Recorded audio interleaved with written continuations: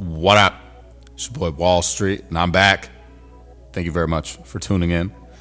And today, I want to talk about another 2025 NBA draft prospect who is slated to go in the mid to late lottery. Might slip down mid first round, but he's definitely going to be a first round pick, I would say.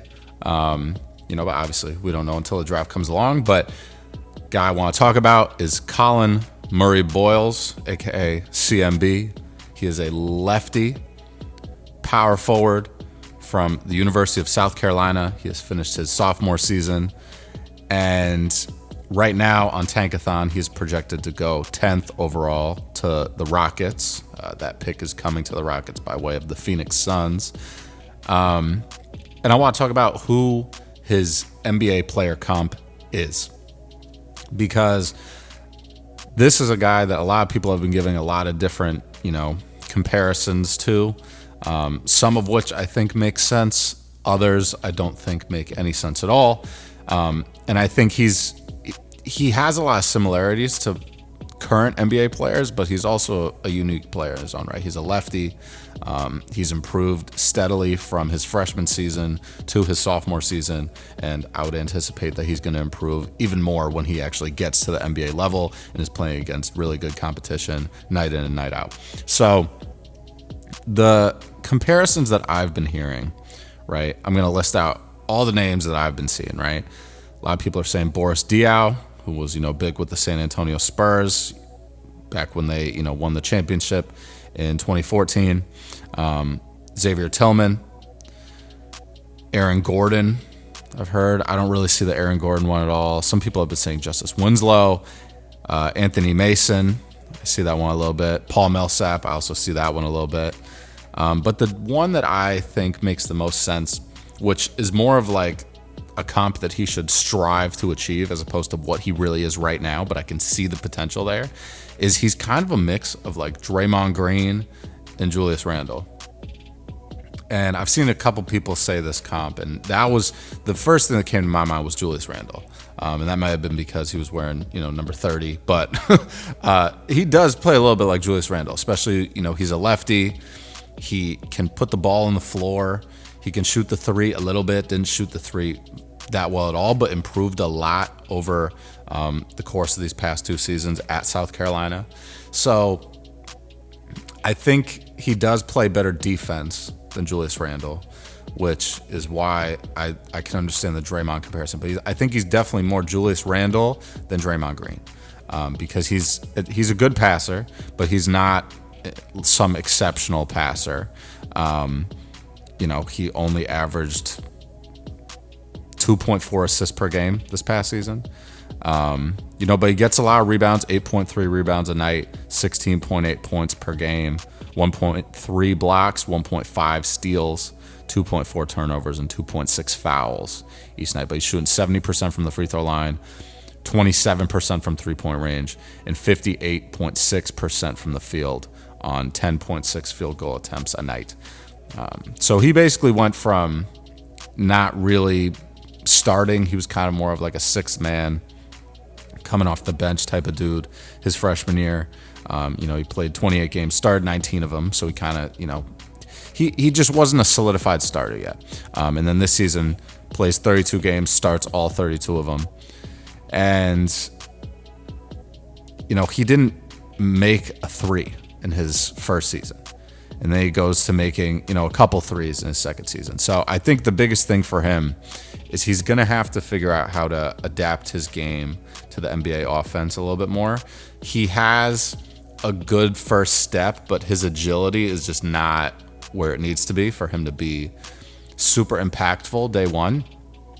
So I think that's just, he's got to train himself in terms of getting more explosive, being able to jump out the gym a little bit more. I mean, he's a good finisher around the rim. He can finish with the right or the left. He can get a putback dunk. He's getting a decent amount of rebounds every night.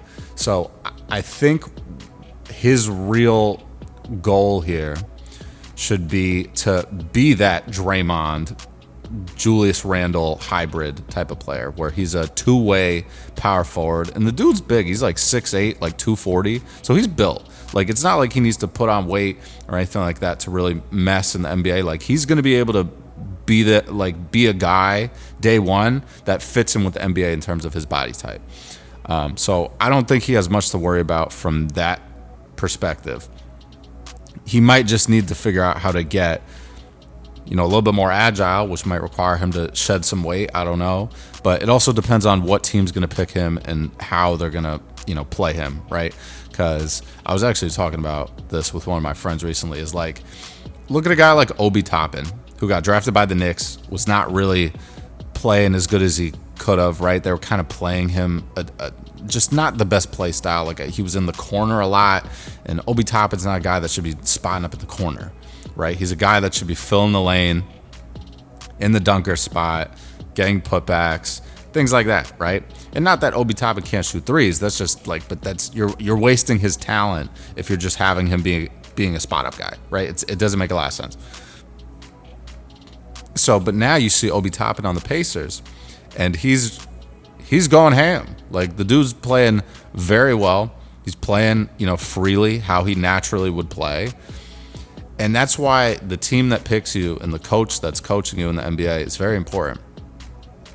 Because they might not see your talent. They might not play you the way that you need to be played.